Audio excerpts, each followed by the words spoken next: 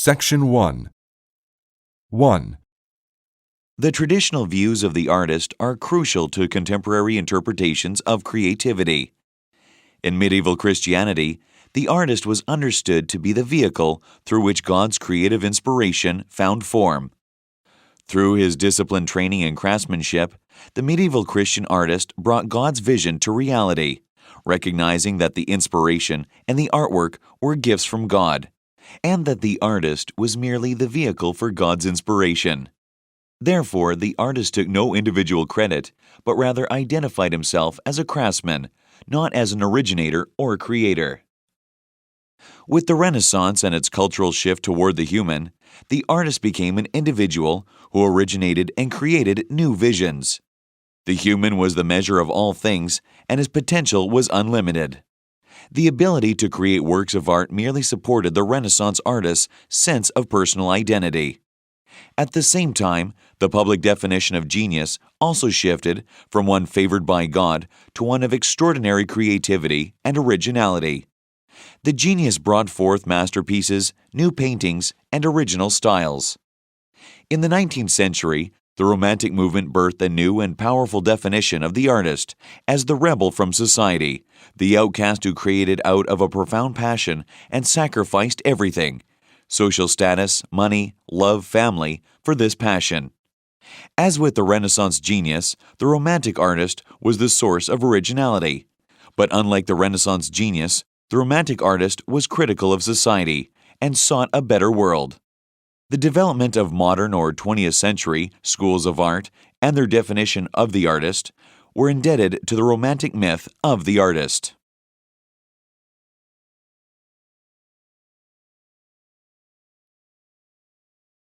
Two. A. In terms of intensity of expression, the Fauvism artist Henri Matisse never surpassed Women with the Hat, a portrait of his wife Amélie. The painting caused shock and outrage when it was shown in Paris in 1905, and the painter was scornfully labeled a fauve, wild beast. The criticism focused on Matisse's depiction of the woman's face that is represented in multiple colors of red, green, orange, purple, and blue that create a mask-like appearance. There is no drawing as such. Lines are little more than ragged edges, and the whole is roughly brushed. However, there is nothing random here, as Matisse's use of contrasting complementary colors betrays the artist's instinctual sensitivity. B. Portrait of Dora Maar by Pablo Picasso is a clear example of cubism, where a subject is viewed simultaneously from several angles. Perspective is the way we see something. If you look at a person, you might be viewing the side of their face, their full face, or the back of their head. But unless you have a mirror, you can only see one side of their body at a time. Picasso revolted against the restrictions that perspective imposed. In his painting of Dora Maar, he depicts her with one eye looking inward toward herself. The other eye looks out at the world and us. It's as though she were painted by someone from the fourth dimension, able to see all perspectives simultaneously.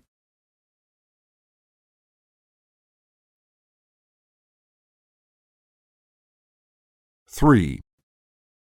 Aristotle defined art as the realization of a true idea in an external form.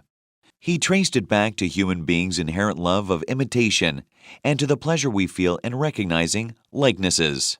Art, however, is not limited to simply copying. It idolizes nature and perfects its incompleteness. It seeks to identify the universal element in the individual experience.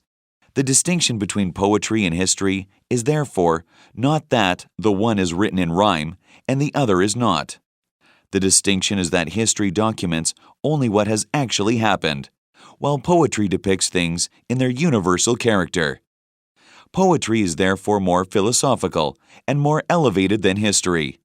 Such poetic representation may depict humans as being either better or worse than they generally are.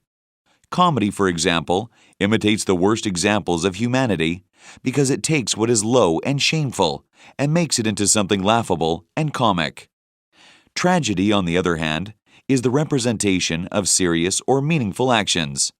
It portrays events which create fear and pity in the minds of the audience. In the arousal of these feelings, the artist seeks to purify these emotions and draw out the sympathies of the audience. It is thus a curing of the passions. Whereas art generally universalizes particular events, tragedy depicts passionate and critical situations to take the audience outside the selfish, individual standpoint and connect it to the broader human experience. This is similar to Aristotle's explanation of the use of highly passionate music in the worship of the Greek gods. It provides an outlet for religious fervor and consequently steadies one's intense religious feelings.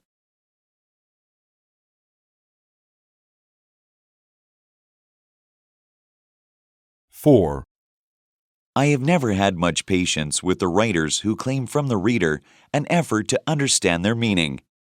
You have only to turn to the great philosophers to see that it is possible to express with lucidity the most subtle reflections. You may find it difficult to understand the thought of Hume, and if you have no philosophical training, its implications will doubtless escape you. But no one with any education at all can fail to understand exactly what the meaning of each sentence is. Few people have written English with more grace than Berkeley. There are two sorts of obscurity that you find in writers. One is due to negligence and the other to willfulness. People often write obscurely because they have never taken the trouble to learn to write clearly. This sort of obscurity you find too often in modern philosophers, in men of science, and even in literary critics. Here it is indeed strange. You would have thought that men who passed their lives in the study of the great masters of literature would be sufficiently sensitive to the beauty of language to write, if not beautifully, at least with perspicuity.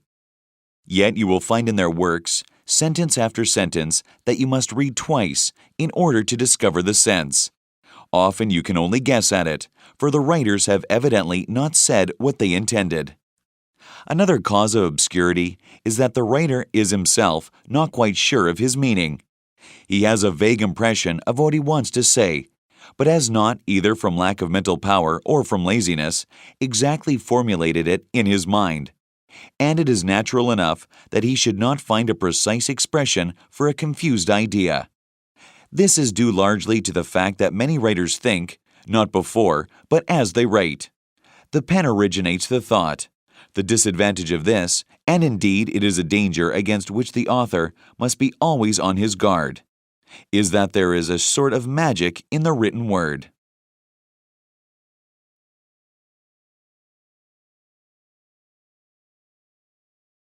Five.